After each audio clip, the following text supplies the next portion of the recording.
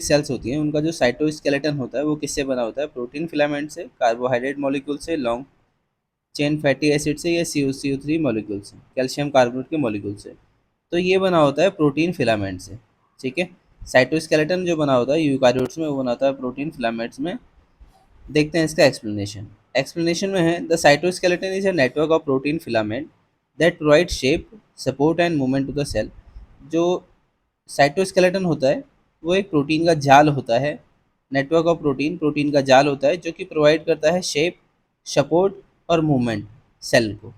ठीक है, अगला है ये बना होता है माइक्रोट्यूब्यूल से। इसमें होती हैं ट्यूबुलेंट प्रोटीन से बना होता है। माइक्रोफिलामेंट जो होता है ये एक्टिन प्रोटीन से बना होता है।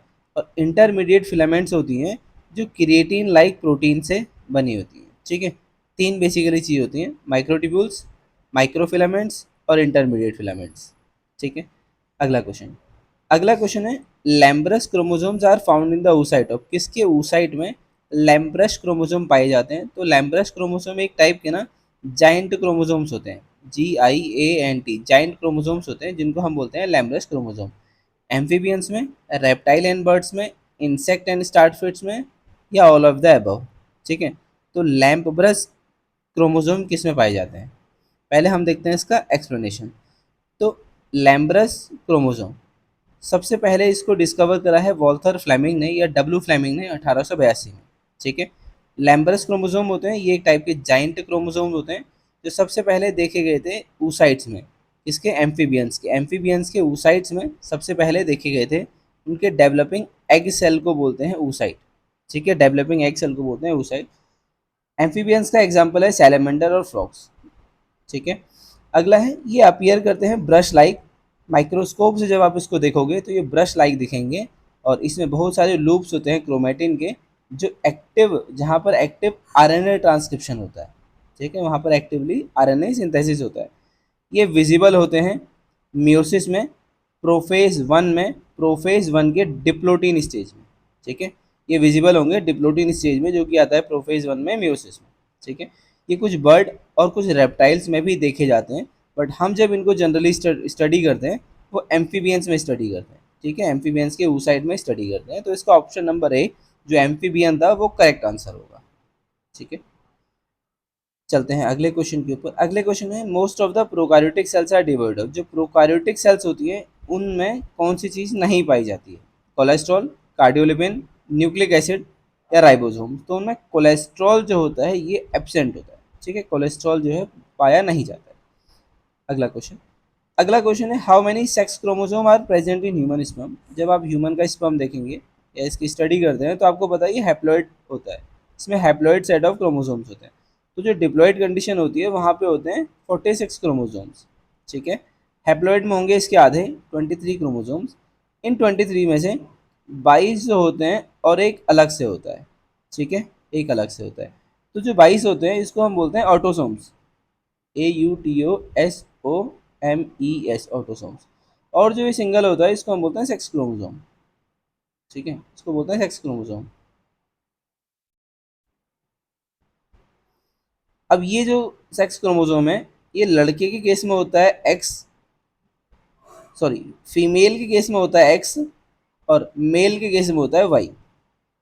ठीक है, मेल के केस में होता है वाई, फीमेल में होगा एक्स। यही बताने थे। कितने होते हैं टोटल? 23 क्रोमोसोम होते हैं, जिसमें से जो सेक्स क्रोमोसोम होते हैं वो एक होता है।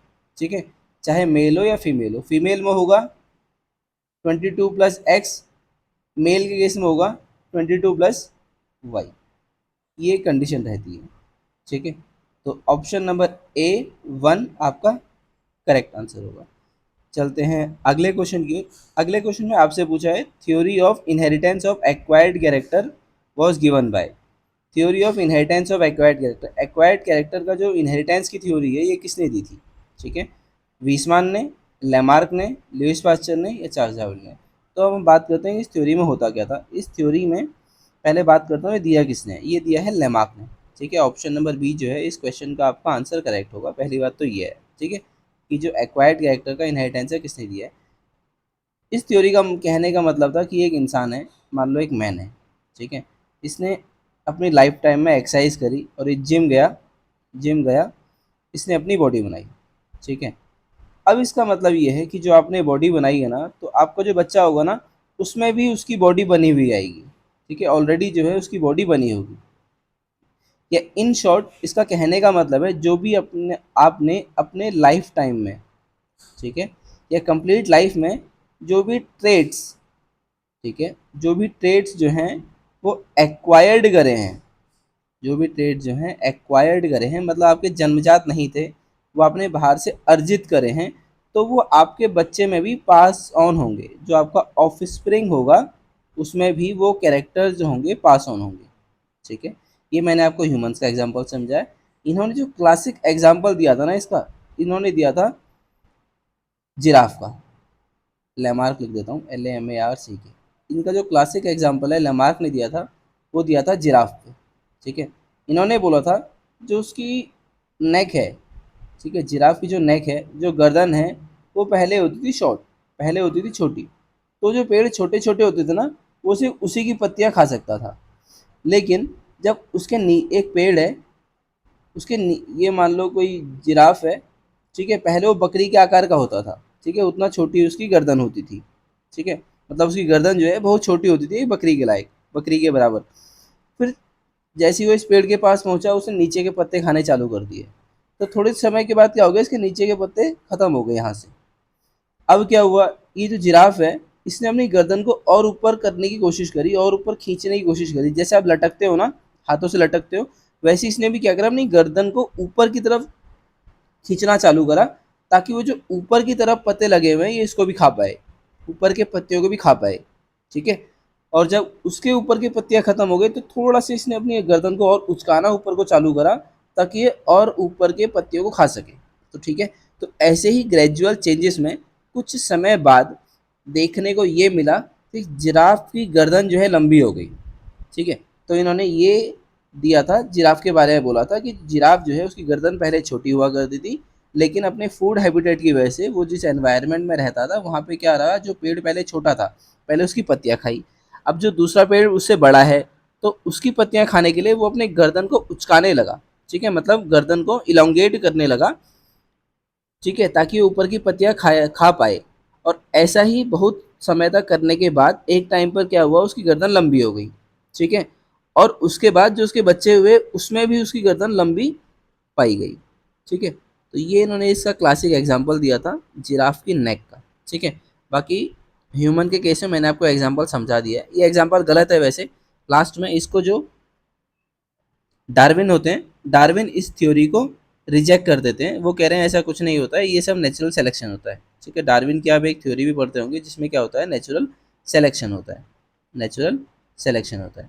और ये जो है लेमार्क, लेमार्क अपनी थ्योरी में बात करते हैं use and disuse of organ. ये कहते हैं जो ऑर्गन का आप इस्तेमाल करोगे वो शक्तिशाली होगा या उसकी स्ट्रेंथ बढ़ेगी, और जो ऑर्गन का आप इस्तेमाल नहीं करोगे वो धीरे धीरे समय के साथ ग्रेजुअली क्या है आपकी बॉडी से रिमूव हो जाएगा, या क्या है वो काम करना बंद कर देगा, ठीक है। इन्होंने बोला है अगर आप अपने बाइसेप्स की एक्सरसाइज करते हो तो आपके बाइसेप्स जो है वो मजबूत रहेंगे, ठीक है।